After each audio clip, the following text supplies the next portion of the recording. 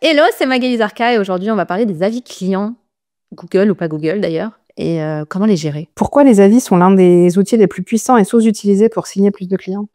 Alors les avis, c'est sous-coté les avis, je trouve.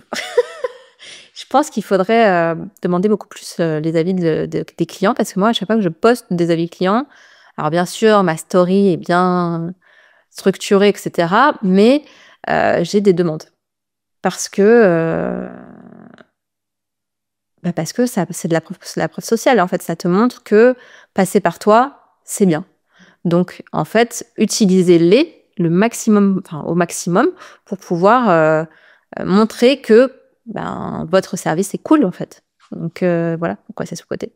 Et je pense qu'il faut vraiment, vraiment se mettre à demander plus d'avis. Et on va en reparler un peu plus après, mais structuré, quoi. Pas genre, est-ce que tu peux me mettre un avis Google, s'il te plaît? Tu stresses à l'idée de recevoir un mauvais avis? Est-ce que je stresse à l'idée d'avoir un mauvais avis? Non, je vais pas stresser pour ça. Parce que ça voudrait dire anticiper le truc qui n'arrive pas encore. Mais est-ce que ça me fait chier d'avoir des avis négatifs? Oui. Personnellement, pour l'instant, sur Google, j'en ai pas eu. Mais j'en ai eu un petit peu, tu vois, des avis, oui, négatifs ou déçus, un peu déçus, tu vois, sur mes questionnaires que j'envoie à titre perso. Bien sûr, sur le moment, ça fait pas plaisir, on va pas se mentir, mais à quoi ça nous sert d'avoir un avis négatif? Ça nous sert à améliorer notre expérience client. Parce que si on te dit tout le temps, c'est génial ce que tu fais, c'est trop bien, comment tu fais pour améliorer, tu vois? Je préfère, à la limite, qu'on me dise, bon, c'est génial, c'est trop bien, mais par contre, ça pourrait être mieux. Je préférerais ça que un avis négatif pourri, etc. Mais en fait, c'est souvent avec les avis négatifs que tu avances le plus, en fait. Donc, comment, en fait, ce commentaire-là va m'aider dans mon business pour la suite? C'est ça le plus important, tu vois. Puisque après, je l'utilise pour pouvoir améliorer mon expérience client. Bien sûr, sur le moment, en fait, ça dépend comment c'est formulé, ça dépend aussi si c'est personnel ou si c'est plutôt professionnel, tu vois. Mais quand je dis personnel, c'est plus, tu vois, j'ai une de mes clientes qui a eu un avis négatif avec des commentaires sur son physique dedans. Donc ça, c'est pas possible en fait. Mais du coup, ils ont pas vu son physique avant de prendre la presta? Enfin, je comprends pas. Pardon, c'était hors sujet, mais je comprends Non, pas. si, ils avaient vu, mais en fait, ouais, ils ont, en gros, parce que comme ils ont un lieu et qu'ils sont aussi agriculteurs, etc., eh bien, comme ils travaillaient dans la ferme à un moment donné, quand ils sont arrivés sur le mariage, il y avait un peu de transpiration sur leur corps, et donc, du coup, ils ont communiqué là-dessus, quoi, en disant, oui, tu vois, genre, limite, enfin, je sais plus exactement les mots, mais c'était sur le physique et le fait que la personne transpirait. À quel moment tu dois demander un avis pour qu'il soit sincère et impactant? Je pense qu'on peut demander des avis à n'importe quel moment dans l'accompagnement. Demander est-ce que tout se passe bien, tu vois, au bout d'un mois, par exemple, si t'as un truc sur un an, au bout d'un mois, tu peux demander, au bout de 3 mois, tu peux redemander, pour pouvoir, déjà savoir si tout se passe bien et s'il y a des choses à améliorer.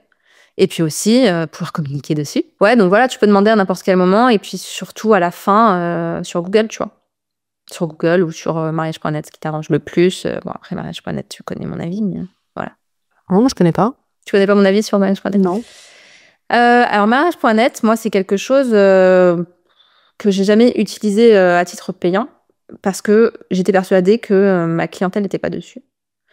Mais, j'ai des clientes qui, peu importe le budget, arrivent à signer. Donc, encore une fois, toutes les théories, fonctionnent, toutes les stratégies fonctionnent.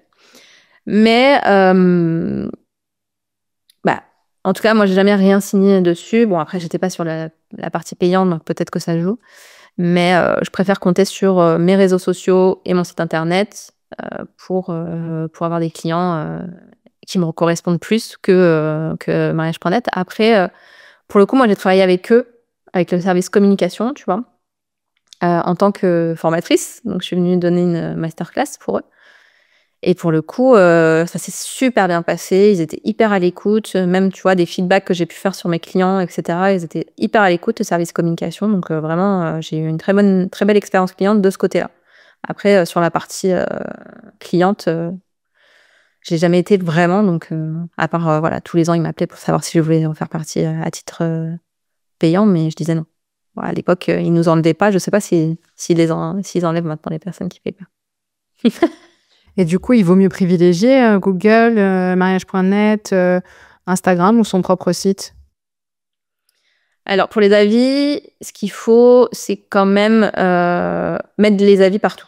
Moi, je mettrais sur mon site, sur Instagram et bien sûr les Google Avis. Alors, ce qu'il faut savoir, c'est qu'aujourd'hui, Google Avis, aujourd'hui, n'est plus aussi visible qu'avant. Ils ont caché les avis, tu es obligé de cliquer sur un truc pour voir les avis, etc. Donc, c'est un peu plus chiant. Mais bon, ça sert toujours quand même parce que les gens vont quand même aller voir, vont cliquer et vont voir si... quelle est la note globale. Donc, je ferai partout quand même. Quelle question poser pour éviter le commentaire genre « Ah, elle était super, merci ». Le commentaire qui a aucun impact, quoi. Ou même le pire, où il y a juste les étoiles et il n'y a rien. Il faut orienter les questions, en fait.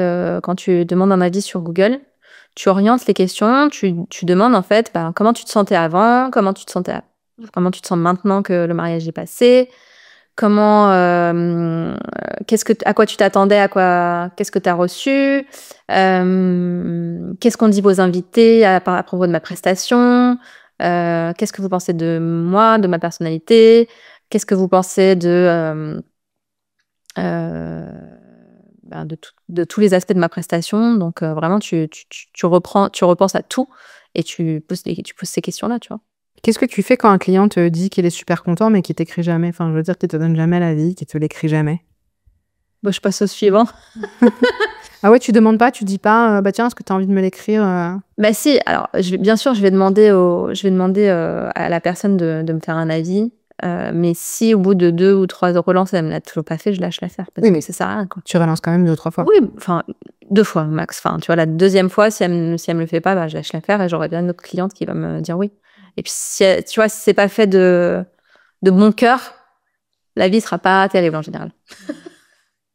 Donc je lâche l'affaire et je vais chercher le client suivant, tu vois. Oui, tu risques d'avoir l'avis sans les mots, juste les étoiles. Voilà. Bon, les étoiles, ça va encore, mais après, si t'as un avis tout plat, là, ça m'intéresse. Je préfère un avis cool, quoi. Booster ta visibilité grâce aux avis. Comment un seul avis bien formulé peut t'aider à ranker sur Google? Comment un avis bien formulé, un seul avis bien formulé sur Google peut t'aider à ranker? Encore une fois, si tu poses des bonnes questions à tes clients pour créer cet avis, eh bien, ça va... Les gens qui vont lire ces avis-là après vont avoir envie de travailler avec toi. Et surtout, ce qui est très important, c'est de répondre aux avis positifs comme négatifs. Répondez à tout. Souvent, on a tendance à plus répondre aux avis négatifs. Mais en fait, non. Ça vous donne plus de visibilité si vous répondez à tous vos avis. Et du coup, est-ce qu'il faut les réutiliser après les avis? Oui. Comment on fait? Réutilisez vos avis sur Google, sur votre Insta. Vous pouvez faire une capture d'écran et repartager l'avis. Alors oui, je sais, vous allez vous dire, c'est un peu prétentieux peut-être de dire ça. Je pense à une cliente qui m'a dit ça aujourd'hui. Qui me dit, ouais, de reprendre les mots de mes clientes, ça peut paraître prétentieux. Non, c'est tes clientes qui le disent. Si tu veux pas le reprendre comme ça dans tes textes, fais justement des captures d'écran et mets-les dans tes stories à la une, dans un post. Pour moi, il faut avoir un post sur Instagram épinglé avec une réussite de tes clients. Au moins une. Limite 2 ou 3, tu vois.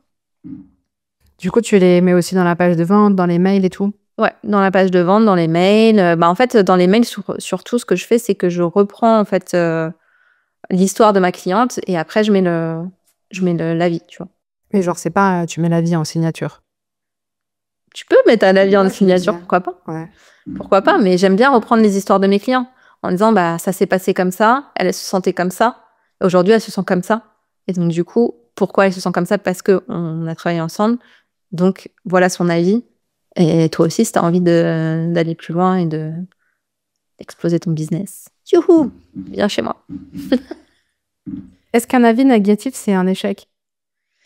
Alors non, un avis négatif, c'est pas un échec, hein, parce que ce que je dis souvent à mes clientes, c'est si tu n'as pas eu d'avis négatif dans ta vie, c'est que tu n'as pas eu assez de clients. Parce que tu peux pas plaire à tout le monde, tu n'es pas dans la tête des gens, tu sais pas en fait ce qu'ils attendaient. Donc bien sûr, tu peux essayer d'anticiper au maximum en posant un maximum de questions pour savoir ce qu'ils veulent pas, etc. Mais il y a toujours des gens qui vont être déçus, et on en a déjà parlé toi et moi, être déçu, c'est un choix. On peut se dire, bah là, ce que j'attendais, c'était pas ça. Mais on peut aussi aller dire pendant la prestation, bah écoute, par contre, j'aimerais bien que ça soit comme ci, comme ça. Pour pouvoir, tu vois, c'est une histoire de communication. Et puis, ben, si les gens décident d'être déçus, c'est leur choix. Bien sûr, il faut prendre ses responsabilités, regarder en fait, essayer de prendre du recul sur cet avis et se dire, ok, qu'est-ce qui est vrai là-dedans? Est-ce que si c'était quelqu'un d'autre qui me le présentait, je lui dirais, oui, non, mais laisse tomber, on s'en fout, c'est des connards, nanana. Ou est-ce que je dirais, ok, là, sur ce qui est dit, ça, je peux peut-être l'améliorer pour les prochains clients. Tu vois, moi, j'ai une cliente qui m'a dit une fois, oui, t'as pas assez parlé, tu vois, sur la cérémonie, t'as pas assez parlé de la partie vie à deux, sachant que, en fait, dans leurs vœux et dans les discours des gens, il y avait beaucoup cette partie vie à deux. Donc, je m'étais dit, bah, je vais pas accentuer là-dessus, je vais aller sur d'autres choses. Mais si j'avais su que pour elle, c'était hyper important, bah, j'aurais mis plus de vie à deux. Donc, ce que j'ai fait, c'est que pour les cérémonies d'après, alors pour celle-là, c'était trop tard, mais pour les cérémonies d'après, j'ai rajouté un questionnaire qui disait quels sont vos 3 sujets hyper importants qu'il faut vraiment pas que j'oublie, même si les autres en parlent, en fait. Et donc, du coup, ça a amélioré mon expérience client pour l'année d'après. Et hop, même pas pour l'année d'après, pour la cérémonie suivante. Et en fait, bah ça, si elle me l'avait jamais dit, bah, j'aurais pas amélioré mon expérience client comme ça.